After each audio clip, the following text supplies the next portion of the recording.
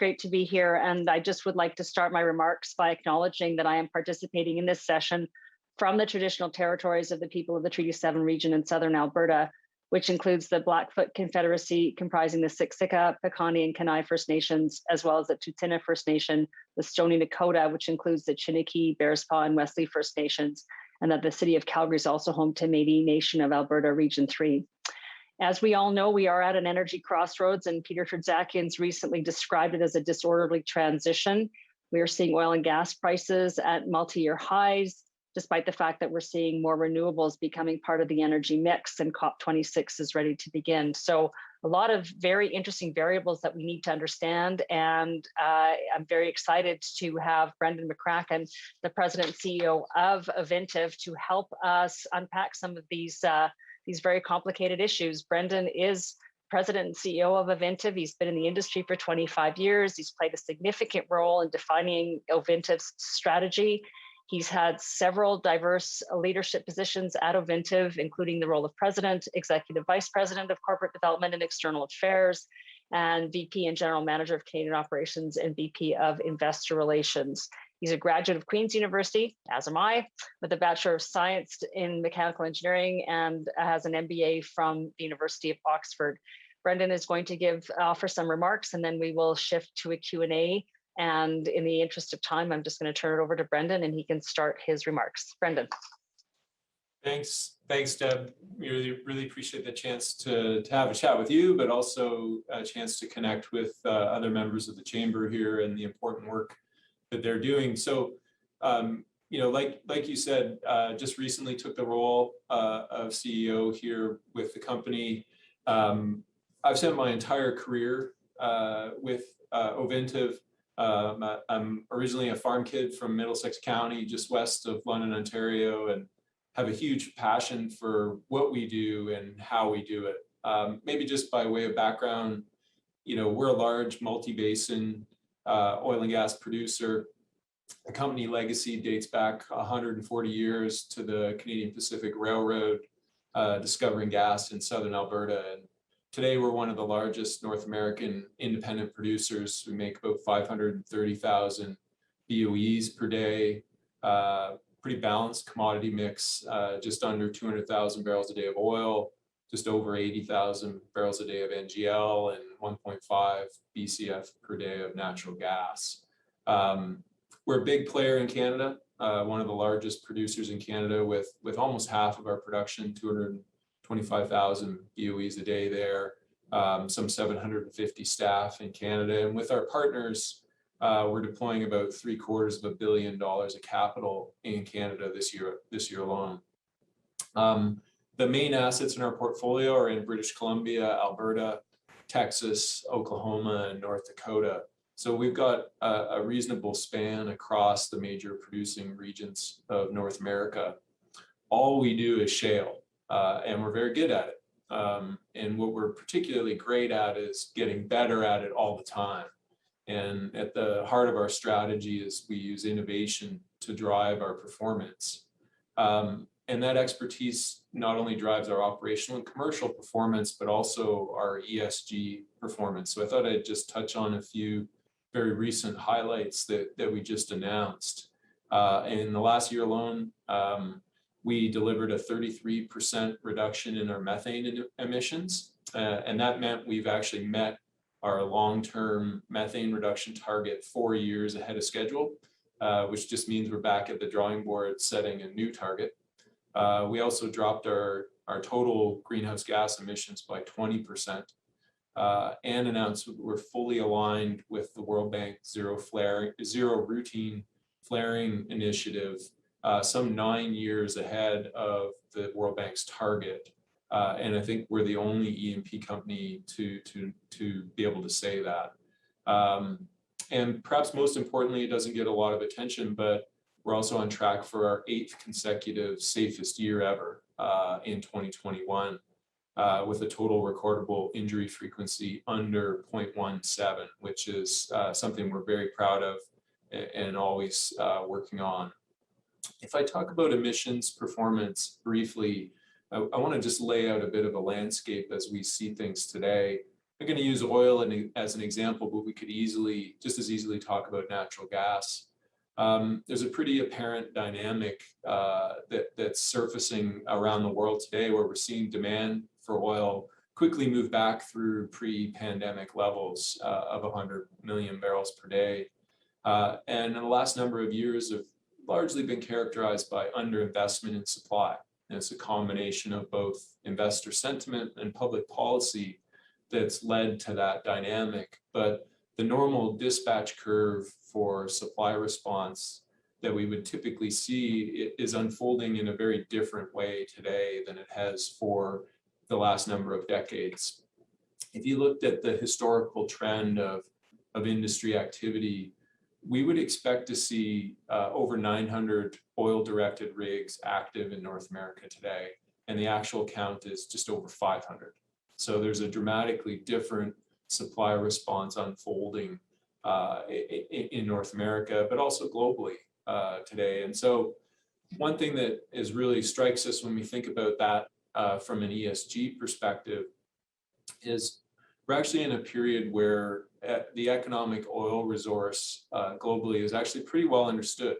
At times in our industry's history, that's very dynamic, and there's lots of technical change, and it can be difficult to wrap our arms around. But today we're actually in a period of stability as far as understanding where that resource sits. And about half of the best rock in the world today is in the hands of OPEC plus. So if you want to think about a supply pie chart, you've got half of that economic supply in the hands of OPEC plus. About a quarter of it is in what we would call long cycle international projects. So that would be things like deep water and oil sands. And then the remaining quarter is in North American shale, what we do. It's in plays like the Montney in Canada, the Permian in Texas, the Anadarko in Oklahoma, and the Bakken in North Dakota. And the only part of that supply stack that's making rapid progress on emissions reductions is the North American shale. And so it strikes us that there's a real opportunity here for Canadians and companies like ourselves to continue to embrace innovation, to continue to drive that progress so that we're able to meet the important energy demands that the world has, but yet still meet the climate ambitions that we have as well. And maybe I'll just close by saying we just this week took my board to spend a day in our operations in Texas, in the Permian, and the entire focus of that tour was on looking at what we're achieving on emissions reductions and showing the board what's coming next. And it was an extremely invigorating opportunity. The board certainly embraced seeing how we're looking at emissions reductions right alongside the commercial and operational performance measures that we've looked at for decades. So, it's an exciting time in the industry, but full of lots of complicated challenges as well that I'm sure we'll get into in the questions. Yes, that there's no shortage of complicated issues to address. And the first one I really wanted to address is you talked to, I covered the energy sector as a journalist for over 20 years. And I can honestly say that I've never, ever seen an emphasis on ESG and emissions in a presentation at the top of the presentation as you've just offered. So this is sort of a real indication of how things have changed. So you've talked about how good you're at shale. You've talked about how you've decreased methane emissions. You've dropped emissions overall, routine flaring 9 years ahead of schedule for the World Bank targets. And yet we continue to see a pressure on divestment. And the latest is the University of Toronto announcing it's going to sell its fossil-related holdings. So there's a disconnect between what's happening and how investor sentiment is progressing. What do we need to do to change that conversation? And what do you say to an investor who wants to sell out of their energy-related holdings? Yeah, I think, the dynamic you describe is one that is challenging and complex. And I think and it's part of why I raised the point on that resource pyramid and describe, where that resource sits in whose hands around the world and where the progress is being made. And I think, the concept of the responsible producer's role here in both meeting the acute energy needs that the world has. And we're seeing some of those dynamics unfold in Europe and Asia today, where energy crises in those jurisdictions are causing very high energy costs for the citizens and the industries in those jurisdictions. And of course, the folks that those high energy costs hurt the most are the folks that are most at risk to increasing costs. It doesn't hurt the rich. This is most impactful for people who are trying to improve their quality of life.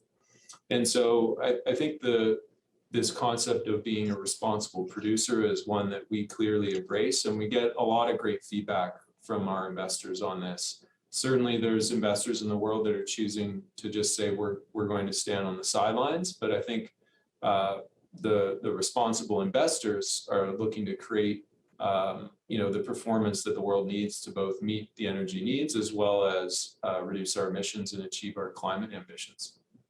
So how do you see the responsible producer's role? And we could actually add the Pathways to Net Zero initiative that started in amongst the 5 oil sands producers. But how do you see that role and that conversation translating into the COP26 event that starts next week, as we know? Is COP26 a place to really highlight the responsible producer's role and the advances that have been made on the innovation side in terms of reducing emissions? Yeah, I think the responsible producer role here, the one that we believe makes sense, is to make real, tangible emission reductions today. And that's why you see our focus on highlighting the achievements I talked about. Those aren't achievements out a decade from now or 2 decades from now. Those are achievements that we've already delivered, and we're setting near-term targets to continue that trajectory. And so our focus is on those real and tangible emission reductions now, which, it occurs to us, that's what needs to be happening here is not necessarily talking about ambitions long time out into the future, but what can we be doing today? And that's what leads us to this place of innovation and using technology and expertise and the process we use to run our business and operate our facilities to drive those emissions down today. And we're having tremendous success doing that and doing a lot of work across the sector with our peers to advance that knowledge and learning very rapidly. So, we've talked a lot about production, the focus has been on energy companies and productions and emissions associated with productions. And certainly that's one focus of, where people look at the energy sector. What about the consumption side of the equation? What can, for example, small and medium-sized enterprises do from a consumption side to address, have a meaningful role in reducing emissions? Do you have a sense of what they can do, not having the resources of an Ovintiv or larger oil and gas companies, energy companies? Well, look, I think what we've learned really clearly in almost this disruptive environment that we've all lived through in the last 18 months is almost underlined this. Having access to safe, affordable, reliable energy is at the root of our economy. And we know that the inflationary pressures that the world is seeing today are a real factor in driving the economy forward and being able to work our way through the supply chain disruption, the rising energy costs, and access to labor pressures that every business in Canada is facing today. It is going to be a really important feature of the coming, I don't know how long, 12 plus months at least is probably my view. And I think, being able to be part of that supply of that safe, reliable, affordable energy is going to be really important. Clearly, consumers, are signaling. We're seeing it in that demand response, both for oil and natural gas. Oil and gas are going to play a critical role in that for the foreseeable future. Yeah. You mentioned at the beginning in your remarks that at this time of year we should be seeing 900 rigs operating in that ballpark, and we're seeing 500 now. Is that a function of efficiency and changes in technology, or is it really the fact that we have not seen the same kind of capital expenditures being deployed in the basin in North America generally because of all the other pressures that are taking place? Yeah, there's obviously a multitude of factors that are playing out there, but I would say the principal driver here is, really investor sentiment expressing itself in producer behavior. So, Right. Our investors have made it very clear what they want us to deliver is debt reduction and return of cash to shareholders. And so, I obviously can't speak for all of our peers in how they'll set their capital spending programs going forward, but I don't think we're going to be alone in focusing on those two factors. So that's something that has been raised fairly regularly in the last little while as we've seen oil and natural gas prices start to continue to climb. Companies are wanting to pay down debt. They want to return value to shareholders either through buybacks or increasing dividends.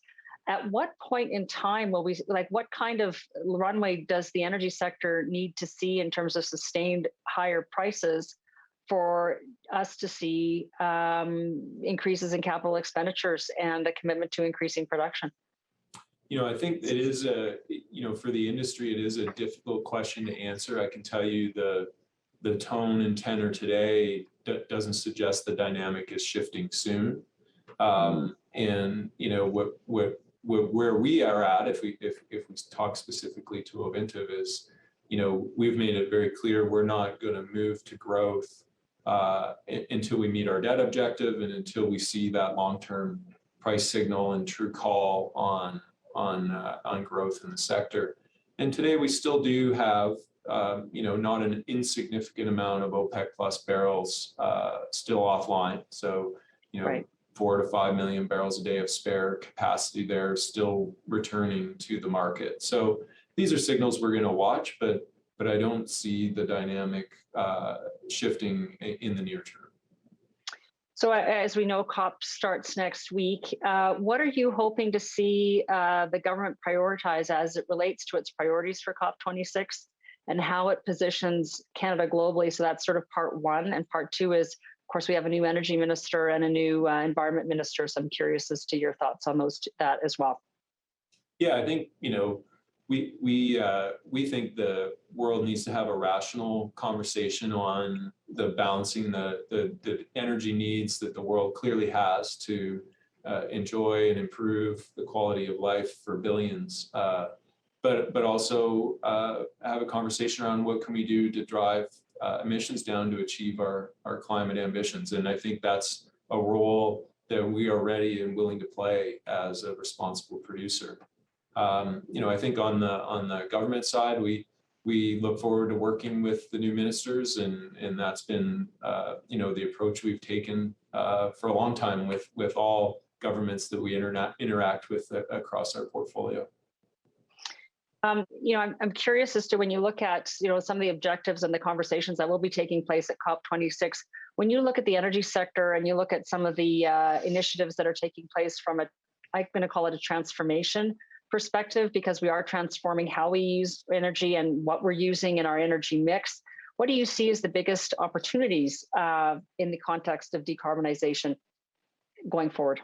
Yeah, I really think it boils down to this innovation strategy that we're pursuing. And so if you think about a number of the approaches we're taking there, I described earlier what we're doing to eliminate flaring. We're certainly deploying a lot of exciting technology on leak detection and repair so that we can dramatically reduce that. And you've seen that in our performance. I didn't talk yet about that, but we've driven our flaring and venting percentage down to now minuscule amounts of our total production. And so that's exciting. On the drilling and completions front, we continue to invest and work with our suppliers on lower carbon intensive fuels to fuel those activities. And then in our operations, the use of automation to drive down emissions. Again, there's a lot of synergy between the approach that we've been taking across the board for commercial and operational purposes that are also driving emissions reductions In Canada in particular, we've been leaders in electrification. Almost all of our production in British Columbia is electrified, and of course in that jurisdiction runs on hydroelectricity, so has a very low carbon footprint as a consequence. So again, this is a place where we're actually enthusiastic about not only the progress we've made, but the progress that sits in front of us as well. So I'm curious as to your perspective. We've been talking a lot about, as we see oil and gas prices continue to go up, and we're talking about the climate challenges that we all face. It seems like we have a climate crisis, we have an energy crisis, but it's not necessarily contributing to a straightforward path to net zero. And I'm curious, when you see these conversations taking place, do you think we've miscalculated the time we need to really sort of change our energy mix, to transform it, and pull back too quickly on investments in oil and natural gas? Well, I think that is, the debate. And I think all of the signals today, if you look at them in a rational way, tell us these energy systems are large and complex and global. Mm-hmm. And the opportunity to transform that mix is there, but it probably does take longer than the first or superficial interpretation might suggest. And the great example for Canadians to think about there is the role natural gas can play in decarbonizing global energy mix. And clearly one of the things that's driven the U.S. experience here, where greenhouse gas emissions in the United States have come down dramatically in the last 5 to 8 years, that was really all about natural gas displacing coal in the power mix. And that same opportunity exists globally for Canadian gas to play that role, and it's one that I think Canadians should embrace. Yeah, I was actually going to sort of take that direction. I mean, you're in the Montney, obviously, in British Columbia, and really wanting to understand how you're seeing the opportunities from an LNG perspective, and what you think we need to do from a policy perspective to advance our ability to build that capacity. Yeah, what message would you like to send to the new energy minister and the new environment minister? Yeah, I mean, obviously we're encouraged by LNG Canada progressing, but as a sense of scale, that's going to be 1.8 BCF a day of exports sometime mid-decade that project would come online, and we're not in that project, so I'm speaking holistically about the benefit to the industry there. But you compare that today, the U.S. is exporting some 11.5 BCF a day of LNG. It's going to be 12 by the time the end of the year is up. And so, American natural gas is displacing coal globally and making that impact. American exports of natural gas to Mexico are significant in the 6 to 7 BCF a day, and that's creating a new power mix in Mexico and in places like Guatemala, where Mexico exports electricity. And so this effect is occurring globally, and I think we would encourage Canada to embrace that opportunity as well. Well, how do you see the ability for, let's say, Canadian producers to feed into the export market in the United States? Well, I think that is happening. You've seen some Canadian producers directly connect gas through to U.S. Gulf Coast exports. And I think that can happen, but it's going to be restricted by the amount of export capacity to physically connect those molecules. And so, that is a place that some Canadian producers are participating, but obviously the real opportunity is off the west coast of Canada. Just want to shift gears for a minute. We talk a lot, there's people are talking about talent and how we need to attract talent, across the board, but also just curious as to your take on your ability to attract talent to the energy sector, to your company, and what you're doing to attract a different, the younger generation, so to speak, in terms of bringing their skill set to solve some of the challenges that the energy sector is facing. Yeah, no, I appreciate the question. Maybe I'd highlight two things that I think are particularly relevant today. One, we talk about our purpose as a company is we make modern life possible, and we're providing that safe, reliable, affordable energy that the world needs, but doing it sustainably. And I just recently spent time with our new grad cohort at the company, and that's incredibly important to them. And what they tell me is that is a huge motivator for them to want to be part of that and to drive that progress from within, as opposed to sort of being a bystander and thinking about it from without. And then the other feature that is particularly important for us is to drive an increasingly diverse workforce where everybody has the same opportunity set, both once they've joined our company, but also prospective employees that might join us in the future. And so we've been undertaking a number of opportunities in the locations that we recruit from to make sure we're ensuring the inclusive recruiting process that's going to drive that equal opportunity set for people going forward. So when you look out on the horizon, where do you see the biggest opportunities for decarbonization? Do you look at CCUS? Is that something that Ovintiv is clearly considering? Hydrogen, where are you seeing opportunities that your company could become involved with to advance the decarbonization? Yeah, I think we see an enormous growing part of the economy there. And I think, one only needs to look at global capital flows to see that clearly a lot of innovation is being fueled in those spaces.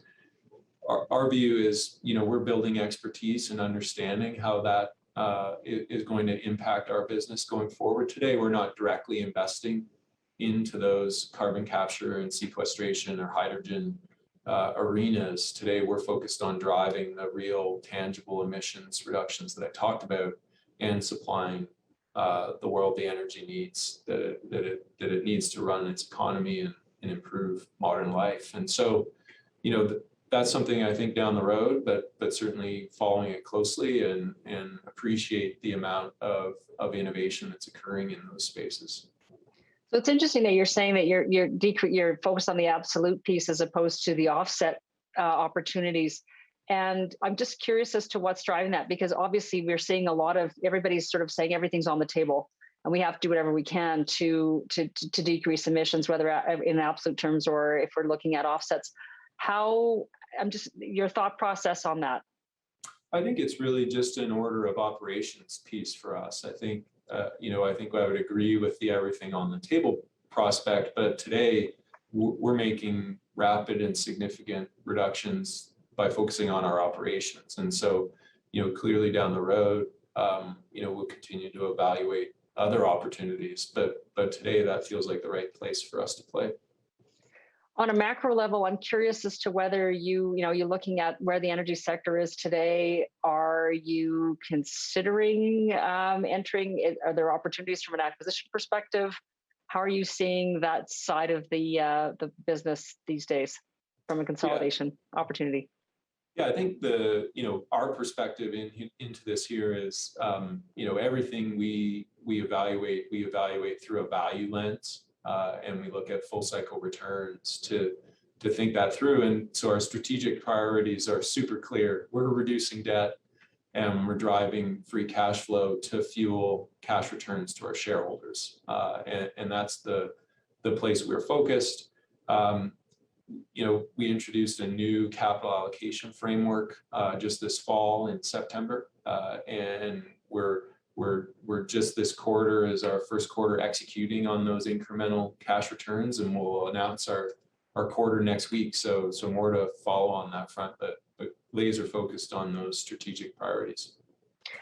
Are you envious of the global capital flows going into renewable and decarbonization technologies opposed to going into the energy sector? Is there still a risk-off mentality when it comes to investment in the traditional oil and gas world? Well, look, I think our business model is not reliant on external financing. We're free cash flow generating. So this is a place we don't need financing to be successful and achieve our strategic ambitions. I think if you look at our valuation, there's lots of opportunity for that to shift. Right. And it's really where we're focused. What is it going to take for that valuation mindset in the investor community to change so that you do see a more robust valuation, not just for Ovintiv, but for the sector as a whole? Yeah, I think, look, we're making significant progress on that. We're not satisfied, but we're making significant progress. I think the equities, performed quite well year to date and outperformed more recently. And so, I think I mentioned we're just nicely into the first quarter of executing on that new capital allocation framework. So I think, this is something we've just got to continue to be focused on executing and delivering. When you look out on the horizon for the next 12 months, what do you see as the biggest threats and what do you see as the biggest opportunities for the sector and for your company? Yeah, I think the prospect of inflation is one that everybody in the economy is wrestling with. And we wouldn't hope for the environment to be inflationary, but it is a place where we can differentiate. Our team's proven time and again, we're one of the leaders at using innovation to drive efficiency improvements. And so in the face of that inflation pressure, we expect to do better than the peers. And as we guide towards our 2022 activity, I'm enthusiastic about how we'll perform in that environment. Well, I know we've got about a minute left, so I just want to thank you, Brendan, for being with us today. There's obviously all eyes are on the energy sector for so many different reasons. COP26, the rise in oil and natural gas prices, what that means for the coming winter heating season, and also from an emissions standpoint, how Canada and broadly speaking, the energy sector what the role that they will play in achieving emissions and addressing the challenges associated with climate change. So I want to thank you for being with us today.